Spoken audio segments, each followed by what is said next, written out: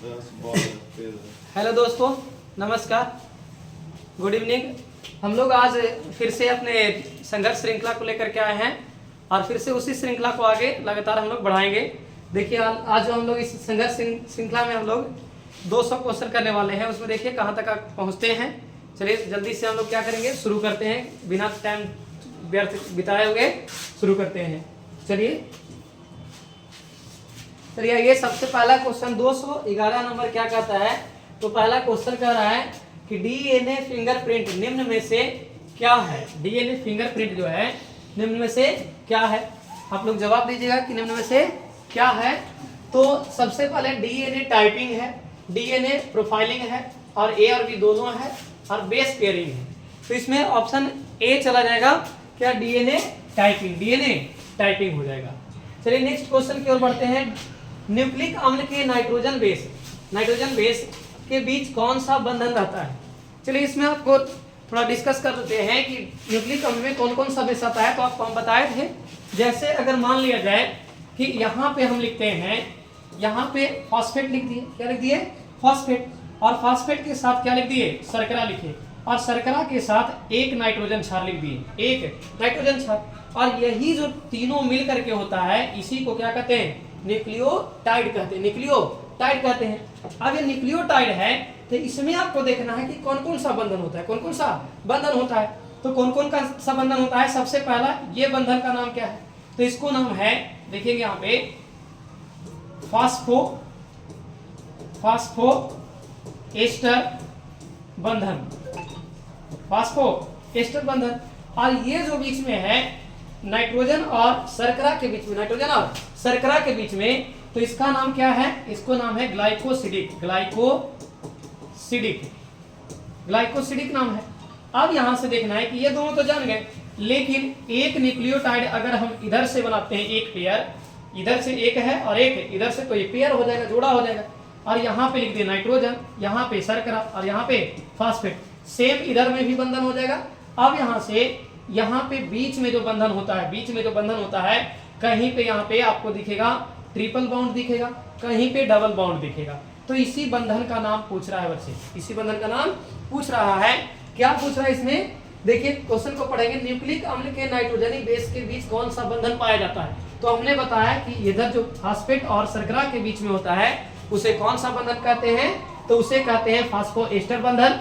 और जो शर्करा और नाइट्रोजन क्षार के बीच में होता है, उसे ग्लाइकोसिडिक बंधन। अब यहाँ पे पूछ रहा है कि नाइट्रोजन और नाइट्रोजन यानी एक न्यूक्लियोटाइड इधर और एक न्यूक्लियोटाइड इधर, तो यहाँ पे ढूंढेंगे क्या होगा। तो बीच वाले को क्या कहते हैं, हाइड्रोजन बंधन कहते हैं। तो हाइड्रोजन बंधन यहाँ देखेंगे कि कहाँ पे है, तो हाइड्रोजन बंधन डी ऑप्शन, कौन सा ऑप्शन, डी ऑप्शन हो जाएगा। चलिए आगे देखते हैं, तो ये बात समझ में आ गया। नेक्स्ट क्वेश्चन देखते हैं, यहाँ पे नेक्स्ट क्या है, नेक्स्ट में है ओपेरॉन मॉडल क्या प्रदर्शित करता है। ऑपेरॉन मॉडल क्या होता है, ऑपेरॉन मॉडल के बारे में देखेंगे कि ऑपेरॉन मॉडल क्या होता है।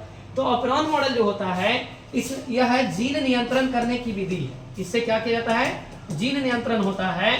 यानी जीन नियंत्रण किससे होता है, तो ऑपेरॉन मॉडल से होता है। किससे होता है, ऑपेरॉन मॉडल से होता है।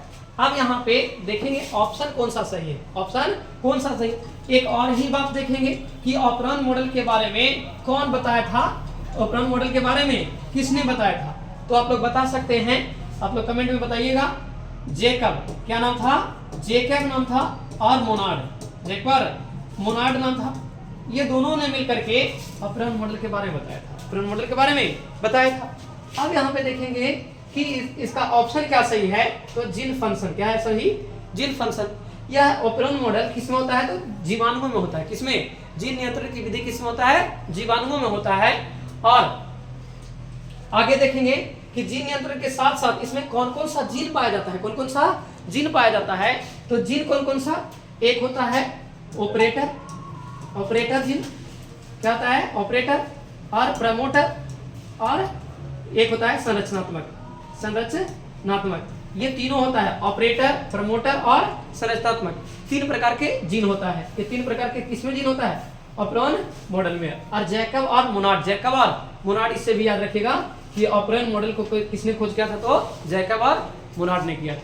नेक्स्ट क्वेश्चन की ओर चलते हैं आगे, कि इनमें से कौन सा नाइट्रोजन बेस डीएनए में नहीं होता है, डीएनए में नहीं होता है। क्वेश्चन यहाँ पे देखिएगा, डीएनए में नहीं होता है पूछ रहा है बच्चे।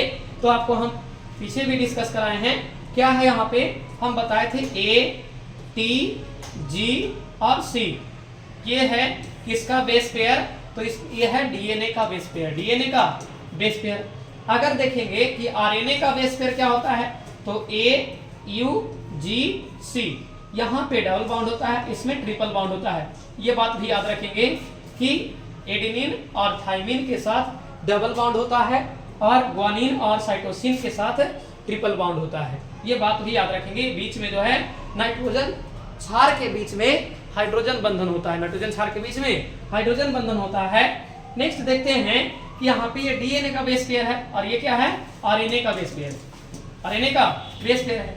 तो इसमें क्या पूछ रहा था, इनमें से कौन सा नाइट्रोजन बेस डीएनए में नहीं होता है, तो बताइए डीएनए में कौन सा नहीं है, ये यूरासिल। कौन है, यूरासिल जो है बच्चे, यहाँ पे आप देख रहे हैं यूरासिल, यानी यूरासिल नहीं होता है, यूरासिल नहीं होता है। किसमें होता है, ये आरएनए में होता है। यहाँ पे अब क्वेश्चन को देखेंगे इधर कि कौन सा नहीं होता है, तो यहाँ पे यूरासिल, कौन, यूरासिल होता है।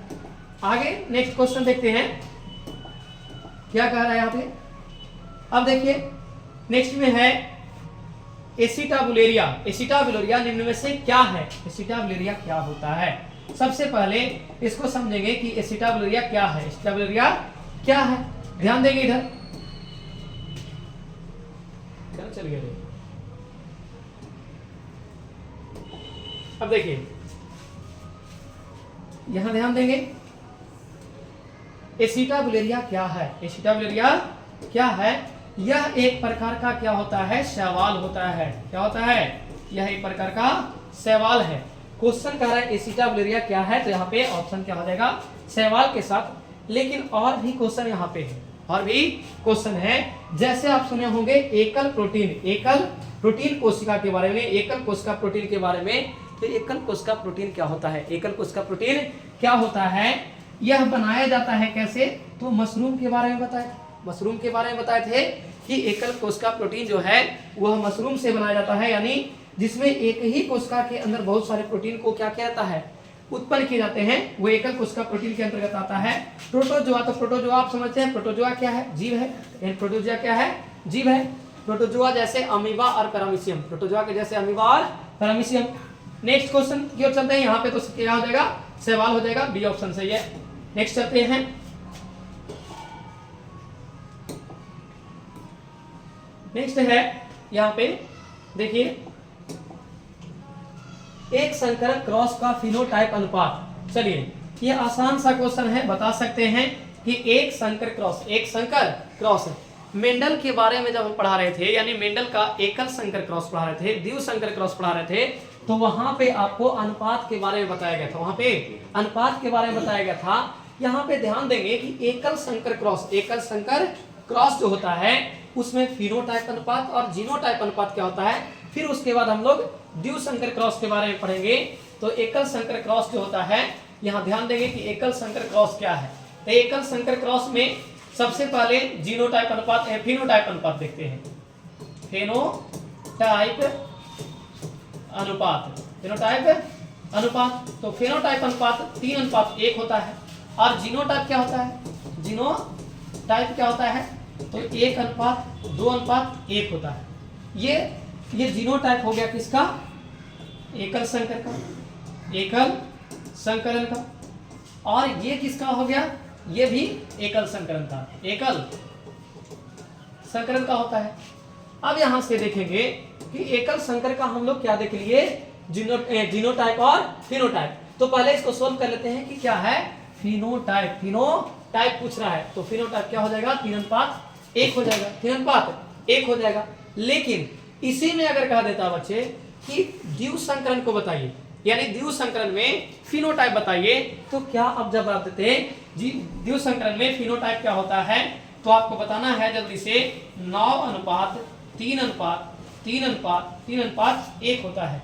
ये द्विव संकरण का फिनोटाइप है, द्विव संकरण का फिनोटाइप, द्विव संकरण का फिनोटाइप होता है। अब आगे नेक्स्ट देखते हैं कि नेक्स्ट क्वेश्चन क्या कह रहा है। तो नेक्स्ट क्वेश्चन में देखेंगे क्या कह रहा है, यहाँ ऑप्शन मान लीजिएगा इसका बी, डीएनए से एमआरएनए बनने की क्रिया को क्या कहते हैं? डीएनए से एमआरएनए बनने की क्रिया को क्या कहते हैं? तो डीएनए से एमआरएनए बनाना है, ऐसे करके कुछ चित्र के द्वारा हम बताए थे। देखिए इधर ऐसे यहाँ पे सोल्व भी करते हैं, यहाँ लिख देते हैं डीएनए, क्या लिख देते हैं? डीएनए। ऐसे तीर का निशान ऐसे बनाएंगे और ऐसे बनाएंगे, यहाँ से इसको लिख दिए हमने आरएनए, क्या लिख दिए? आरएनए लिख दिए, और यहाँ से लिख दिए प्रोटीन, क्या लिख दिए? तो प्रोटीन लिख दिए बच्चे। अब देखेंगे इसमें ध्यान देने वाली बात है कि डीएनए से क्या बन रहा है? आरएनए बन रहा है। क्या बन रहा है? आरएनए बन रहा है। तो इसका ऊपर में लिखेंगे, इसको कहते हैं ट्रांसक्रिप्शन। क्या कहते हैं? ट्रांसक्रिप्शन। क्या कहते हैं? ट्रांसक्रिप्शन। अब इधर से उल्टा तीर है तो इसको कहते हैं रिवर्स ट्रांसक्रिप्शन। क्या कहते हैं? Reverse transcription. ट्रांसक्रिप्शन। तो यहाँ पे दोनों बन गया कि आरएनए से जब हम लोग डीएनए बनाते हैं तो उसको रिवर्स ट्रांसक्रिप्शन, और डीएनए से जब आरएनए बनाते हैं तो उसको ट्रांसक्रिप्शन। यानी इसी को हिंदी में क्या कहते हैं? अनुलेखन। अनुलेखन। अनुलेखन कहते हैं, उल्टा अनुलेखन, और ये हो गया अनुलेखन। ठीक है। अब यहाँ भी बात है कि इस तीर का नाम क्या है? आरएनए से प्रोटीन, तो यहाँ पे हो जाएगा ट्रांसलेशन। क्या हो जाएगा? ट्रांसलेशन। यहाँ पे हो जाएगा ट्रांसलेशन कि आरएनए से जब हम लोग प्रोटीन बनाते हैं तो क्या कहलाता है? ट्रांसलेशन कहलाता है। लेकिन अब यहाँ पे एक और क्वेश्चन यहाँ पे बता दें कि अगर हम डीएनए से ही दोबारा नया डीएनए बनाते हैं, डीएनए से डीएनए बनने की क्रिया को क्या कहते हैं? तो इसको कहते हैं रिप्लिकेशन। रिप्लिकेशन। इसको क्या कहते हैं? प्रतिकृति। हिंदी में प्रतिकृति और इंग्लिश में रिप्लिकेशन। तो आशा करते हैं कि इसको समझ गए होंगे कि क्या होता है। यहाँ ऑप्शन क्या है कि डीएनए से आरएनए, डीएनए से आरएनए एमआरएनए, तो यहाँ पे क्या हो जाएगा? यहाँ पे ट्रांसक्रिप्शन। ऑप्शन ए सही हो जाएगा। ऑप्शन ए सही हो जाएगा। नेक्स्ट चलते हैं आगे। निम्न में से कौन सा रोग बैक्टीरिया द्वारा होता है? यहाँ पे ध्यान देना है, कौन सा रोग बैक्टीरिया द्वारा हो रहा है? कौन सा रोग बैक्टीरिया द्वारा हो रहा है? बैक्टीरिया को जीवाणु कहते हैं बच्चे। क्या कहते हैं? जीवाणु कहते हैं। क्या कहते हैं? जीवाणु कहते हैं। अब यहाँ से निम्न में से कौन सा रोग बैक्टीरिया द्वारा हो रहा है, तो ध्यान देंगे कि होने वाला रोग पूछ रहा है, नहीं होने वाला नहीं पूछ रहा है। तो ध्यान देना है, यहाँ पे है कोलेरा एवं टिटनेस। कोलेरा एवं टिटनेस, याद रखिएगा। कोलेरा को हिंदी में हैजा कहते हैं। क्या कहते हैं? हैजा। तो हैजा किसके द्वारा होता है? यहाँ क्वेश्चन अगर आ जाता, क्वेश्चन आता कि हैजा कौन से कारक से होता है? हैजा का कारक तो विब्रियो कॉलेरी। क्या होता है? विब्रियो कॉलेरी होता है। टिटनेस तो क्लोस्ट्रीडियम टिटैनी से ही याद रखिएगा, रोग के नाम पे ही है टिटैनी। यानी कोलेरा का कारक क्या है? कोलेरा का कारक क्या है? तो विब्रियो कॉलेरी। टिटनेस का क्या कारक है? तो टिटैनी। क्या है? टिटैनी यानी क्लोस्ट्रीडियम टिटैनी। अब है नेक्स्ट देखते हैं कि इसी में टाइफाइड एवं चेचक, तो ये तो आप जानते ही होंगे। साल्मोनेला टाइफी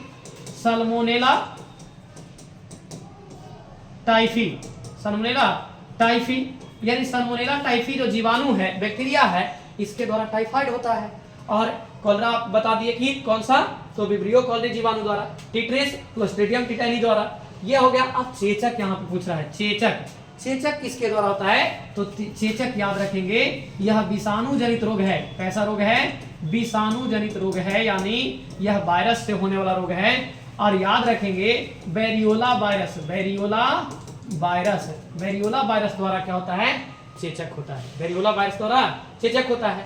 अब है टिटनेस, यहाँ भी है मम्प्स जो है, यह भी किससे होने वाला रोग है? तो यह भी जो है यह वायरस से होने वाला रोग है। किससे? वायरस से होने वाला रोग है। अब कह रहा कि हर्पिस क्या है? हर्पिस, ये भी वायरस से होने वाला रोग है। इससे वायरस से हर्पिस सिंप्लेक्स वायरस। यहाँ से एक और क्वेश्चन बन सकता है बच्चे कि एसटीडी हर्पिस जो है वो क्या है? एसटीडी यानी लैंगिक संचारित रोग, सेक्सुअली ट्रांसमिटेड डिजीज। यानी यहाँ पे हर्पिस क्या हो जाएगा? तो लैंगिक संचारित रोग है, यौन संचारित रोग भी कहते हैं। आगे है एड्स। क्या है? एड्स। यहां से पहला क्वेश्चन की एड्स का पूरा नाम बता दीजिए, एड्स का पूरा नाम बता दीजिए। तो एड्स का पूरा नाम क्या होता है? Acquired immune deficiency syndrome, acquired immune deficiency syndrome. अब इसमें यहां पे पूछ देता HIV, क्या पूछ देता? HIV पूछ देता कि HIV का पूरा नाम बता दीजिए। तो human immuno deficiency syndrome, human immuno deficiency syndrome होता है। अब यहाँ पे क्वेश्चन क्या कह रहा है कि बैक्टीरिया द्वारा होने वाला रोग, बैक्टीरिया द्वारा होने वाला रोग। तो यहाँ पे भी एक वायरस वाला आ जा रहा है, ये तो टोटली वायरस है। अब यहाँ पे देख लेते हैं कि टिटनेस तो है यहाँ से बैक्टीरिया से होने वाला, लेकिन मम्प्स जो है वायरस से होता है। तो कौन सा हो जाएगा, कौन सा रोग यहाँ पे है? दोनों है, जो किससे? बैक्टीरिया से हो रहा है। तो ऑप्शन ए सही होगा बच्चे, ऑप्शन ए सही होगा। इसमें कई सारे क्वेश्चन का डिस्कस किए, आप लोग ध्यान दीजिएगा इसका। आगे नेक्स्ट चलते हैं। अंग प्रत्यारोपण में अंग को किस अनुक्रिया द्वारा अस्वीकार किया जा सकता है? अंग प्रत्यारोपण इंग्लिश में कहते हैं ऑर्गन ट्रांसप्लांट, ऑर्गन ट्रांसप्लांट कहते हैं। अंग को ट्रांसप्लांट करना यानी बदला जाता है, क्या कहता है? बदला जाता है। जब हम बदलते हैं अंग को, किसी अंग को, खराब होने वाले अंग को लगाते हैं, दूसरे अंग लगाते हैं, तो उसको ऑर्गन ट्रांसप्लांट कहते हैं। अब यहाँ पे देखेंगे कि अंग में किस अनुक्रिया द्वारा अस्वीकार किया जा सकता है। तो यहाँ पे ऑप्शन क्या है? ऑप्शन है पेसिव ह्यूमन अनुक्रिया, पेसिव ह्यूमन अनुक्रिया, इनेट ह्यूमन अनुक्रिया, और क्या है? ह्यूमरल ह्यूमन अनुक्रिया, और सेल इमिडिएट ह्यूमन अनुक्रिया। अब यहाँ पे ऑप्शन देखेंगे क्या होगा, तो ऑप्शन होगा डी। ऑप्शन क्या होगा? डी होगा। यहाँ पे क्या होगा? ऑप्शन डी होगा, याद रखेंगे। अब नेक्स्ट चलते हैं। इसमें ज्यादा कुछ वैसा क्वेश्चन था नहीं कि इसको डिस्कस किया जाए। आगे है सिरोसिस। अब यहाँ पे सबसे पहला बात आता है सिरोसिस क्या है? सिरोसिस क्या है? क्वेश्चन इसमें अगर पूछ दिया जाए कि सिरोसिस क्या है, किसके, सिरोसिस किसके ज्यादा सेवन से हो सकता है? सिरोसिस किसके ज्यादा सेवन से हो सकता है?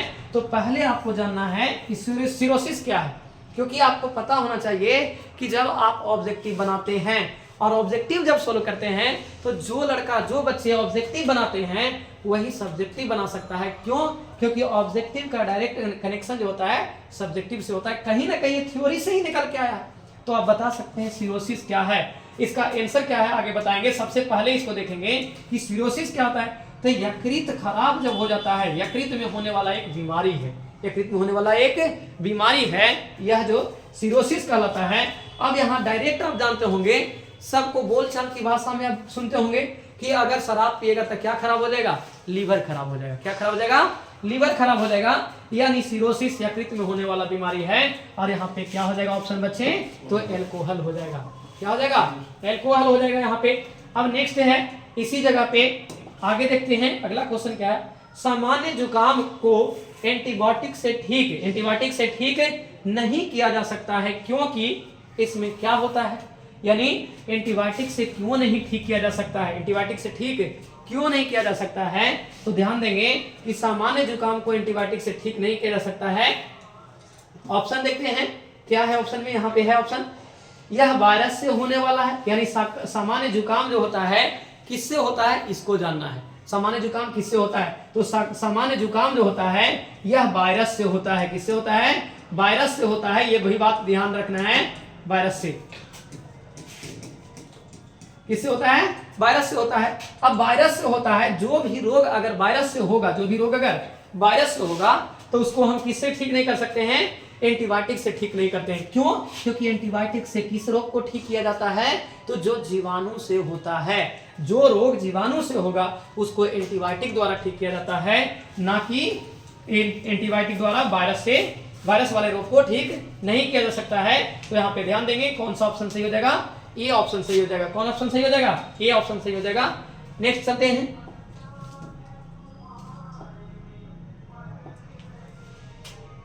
नेक्स्ट है यहां पे ध्यान देंगे, मानव में दाद किसके द्वारा होता है? मानव में दाद किसके द्वारा है? दाद किसको कहते हैं? दाद का सामान्य भाषा में कहते हैं कि खुजली ऐसा हो गया, चकता जैसा हो गया। खुजली कैसा हो गया? चकता जैसा। ऐसे अगर खुजलाते हैं तो खुजलाते खुजलाते गोल रेड ऐसे धब्बा पड़ जाए, चकता हो जाए, तो उसको क्या कहते हैं? उसको कहते हैं क्या? दाद कहते हैं। उसे क्या कहते हैं? दाद कहते हैं। अब यहाँ पे सीधा ऑप्शन है कि किसके द्वारा होता है, तो ये किसके द्वारा, फंजाई द्वारा होगा। किसके यानी कवक, क्या होगा, कवक द्वारा होगा, कवक द्वारा होगा। अब है कवक द्वारा होगा यहाँ पे, लेकिन दाद के साथ साथ और भी याद रखना है कि कवक से और कौन सा रोग होता है, कवक से और कौन सा रोग होता है, तो कवक से यहाँ पे कौन सा रोग होगा, गंजापन। कौन सा रोग, गंजापन। जो टकला हो जाते हैं वो किससे होता है, कवक द्वारा ही होता है। और भी बहुत सारे ऐसे कवक से होते हैं, लेकिन यहाँ पे बस एक आपको याद रखना है कि फंजाई से होने वाला रोग कौन है, दाद है। अब है बैक्टीरिया से होने वाला रोग, वायरस से होने वाला रोग, ये सभी बता सकते हैं कि बैक्टीरिया से कौन कौन सा रोग होता है। तो क्या बता सकते हैं आप कमेंट में बताइएगा कि बैक्टीरिया से कौन कौन सा रोग होता है। जीवाणु से होने वाला रोग कौन कौन है, जीवाणु से होने वाला रोग कौन कौन है, जैसे हैजा हो गया, टिटनेस हो गया, आपका टाइफाइड हो गया, ये सभी रोग जो है, निमोनिया हो गया, ये सभी किससे होता है, बैक्टीरिया से होता है। वायरस से, तो वायरस से सबसे पहला एड्स जानते हैं, एड्स के बाद हर्पिस जानते हैं, हर्पिस के बाद रेबीज जानते हैं। ये सभी जो रोग हैं किससे होते हैं, वायरस से होते हैं। जैसे चेचक जानते हैं, वायरस से होता है। एंटीबॉडी बना होता है, एंटीबॉडी बना होता है, किससे बना होता है, एंटीबॉडी किससे बना होता है, क्या ग्लाइकोप्रोटीन से बनता है, क्या लिपोप्रोटीन से बनता है, क्या स्टेरॉइड से बनता है, या इनमें सभी, यानी इनमें से कोई नहीं, इनमें से कोई नहीं। तो यहाँ ऑप्शन क्या हो जाएगा, ऑप्शन हो जाएगा यहाँ पे ग्लाइकोप्रोटीन। क्या हो जाएगा, ग्लाइकोप्रोटीन। अब कहा जाएगा कि ग्लाइकोप्रोटीन क्या है, ग्लाइकोप्रोटीन क्या है। तो ग्लाइकोप्रोटीन क्या होता है, यह जो ग्लाइकोप्रोटीन है इसमें कार्बोहाइड्रेट से जुड़ी हुई श्रृंखला होती है, कार्बोहाइड्रेट से जुड़ी हुई श्रृंखला होती है। अब आगे है कि लिपोप्रोटीन क्या है, तो जब वसा और प्रोटीन, वसा और प्रोटीन मिलकर के जो प्रोटीन बनता है, वसा के साथ जब प्रोटीन मिलता है तो उससे क्या बनता है, लिपोप्रोटीन बनता है। क्या बनता है, लिपोप्रोटीन बनता है। अब यहाँ पे बात आता है स्टेरॉइड। स्टेरॉइड क्या होता है, यह भी एक प्रकार का हाई प्रोटीन होता है। स्टेरॉइड कहते किसको हैं, स्टेरॉइड जो है 2 प्रकार के होता है बच्चे, कितने प्रकार के, 2 प्रकार के होता है। स्टेरॉइड कितने प्रकार का होता है, 2 प्रकार के होता है।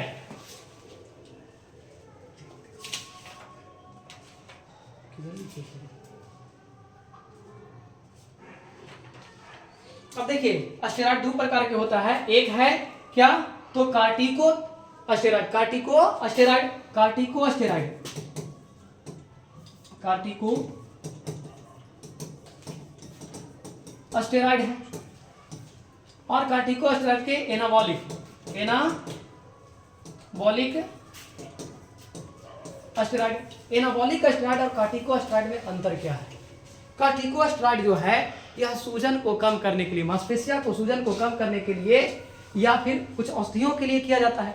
लेकिन इसमें जो आपको दिख रहा है एनाबॉलिक, एनाबॉलिक स्टेरॉइड जो होता है बहुत ही ज्यादा खतरनाक होता है। इसको बहुत ही ज्यादा दुरुपयोग किया जाता है। दुरुपयोग कहने का मतलब, अगर मान लिया जाए कोई जैसे अगर एथलीट है या फिर जिम में जाता है, तो जिम में बॉडी दिखाने के लिए, प्रदर्शन दिखाने के लिए एनाबॉलिक स्टेरॉइड का उपयोग करते हैं, जिससे मांसपेशियां बहुत जल्दी गेन हो जाती है, बहुत जल्दी बढ़ जाती है मांसपेशियां। और एनाबॉलिक स्टेरॉइड का बहुत ज्यादा दुरुपयोग होता है। क्या होता है, दुरुपयोग होता है। तो यहाँ पे ऑप्शन क्या है, ऑप्शन सही हो जाएगा ग्लाइकोप्रोटीन। आगे बढ़ते हैं, निम्न में से सबसे ज्यादा संक्रामक रोग कौन है। निम्न में से सबसे ज्यादा संक्रामक रोग क्या है, नहीं संक्रामक रोग पूछ रहा है।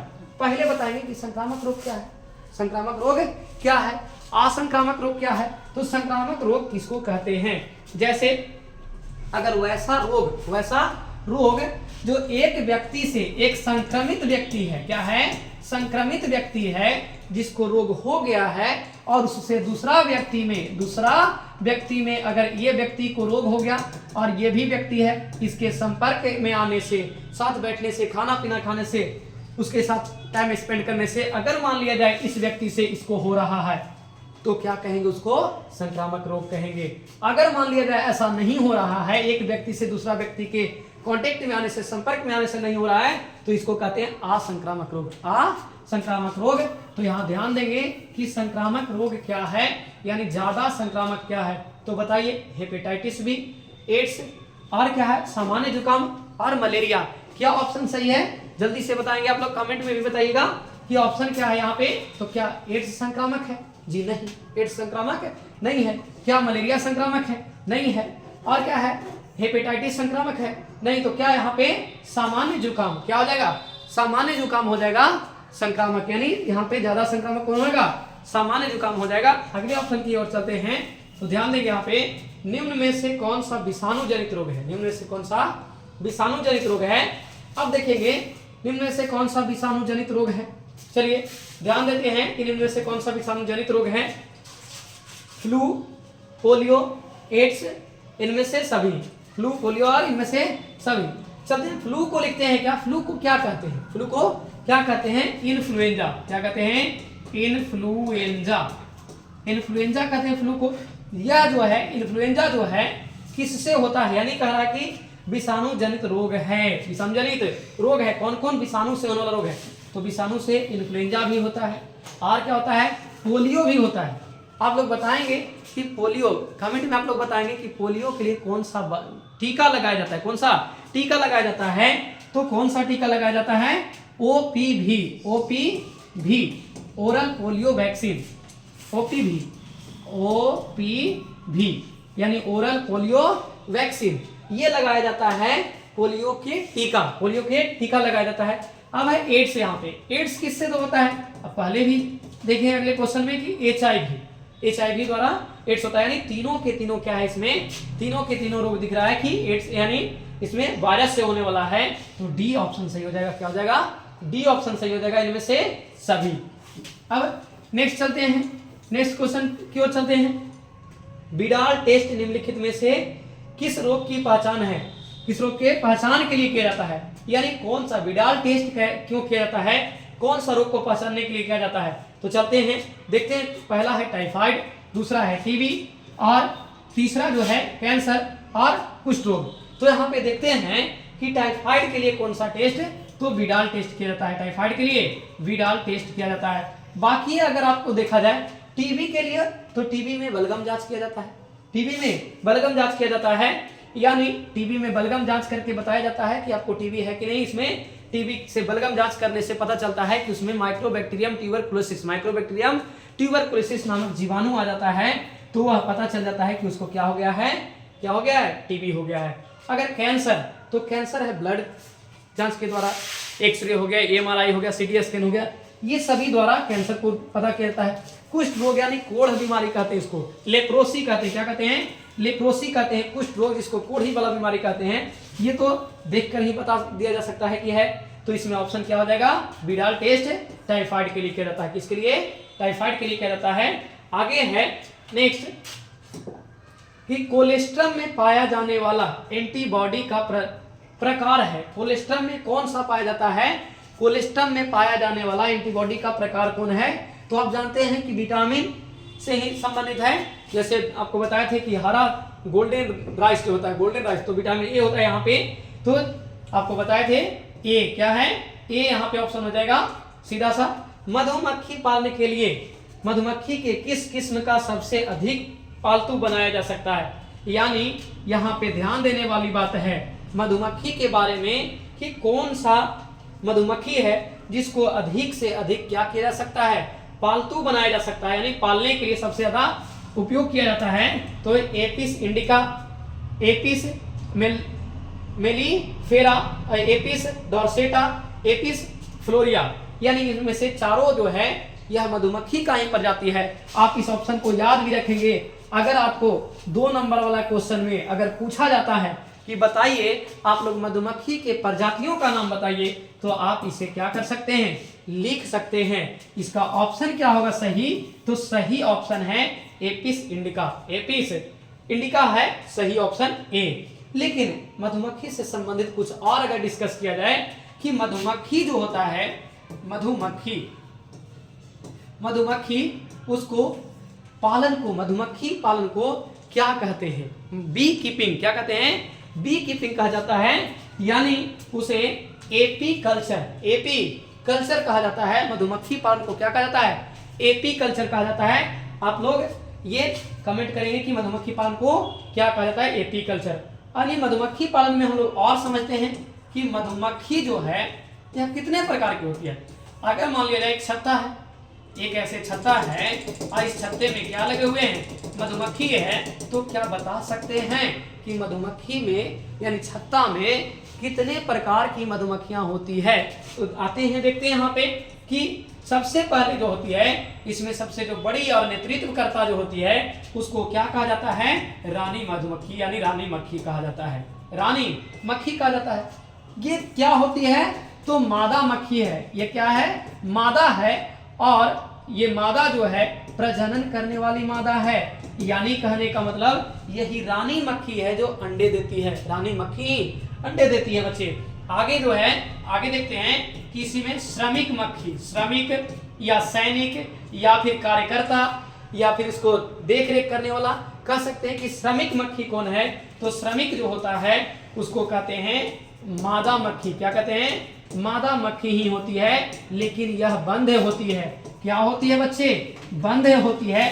बंध का मतलब यह जनन क्षमता, इसमें अंडा उत्पन्न करने की क्षमता नहीं होती है। अब इसके बाद आता है तीसरा प्रकार की मक्खी जिसको कहते हैं नर मक्खी। क्या कहते हैं, नर मक्खी कहते हैं। नर मक्खी जो है वह नर लार्वा उत्पन्न करते हैं, और नर लार्वा, नर का लार्वा और जो रानी मक्खी का जो लार्वा है, ये दोनों मिलकर के जो निषेचित अंडे बनते हैं, निषेचित अंडे जो बनते हैं उसी से मादा मक्खी का निर्माण होता है। उसी से क्या निर्माण होता है, मादा मक्खी का निर्माण होता है।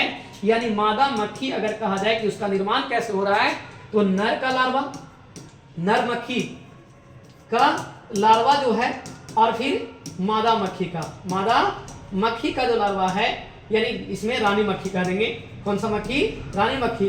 और इसी से निषेचित जो होता है, निषेचित अंडा जो बनता है, वह निषेचित अंडा ही क्या बनता है, मादा मक्खी बनता है। और अगर मान लिया जाए रानी मक्खी अंडा दी, अंडा बनाई, और यह अंडा अनिषेचित है, यानी बिना निषेचन के है, यही अंडा नर मक्खी में विकसित होगा। यही अंडा किसमें विकसित होगा, नर मक्खी में विकसित होगा।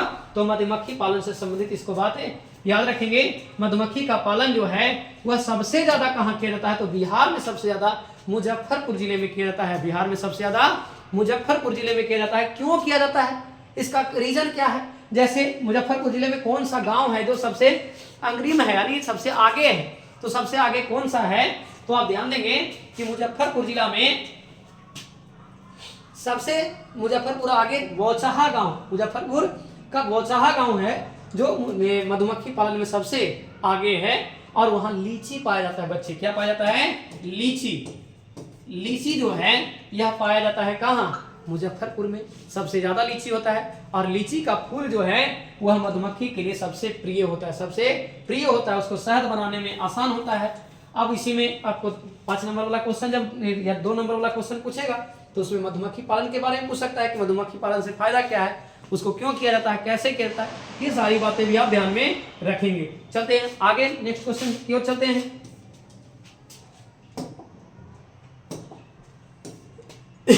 यहाँ पे ध्यान देंगे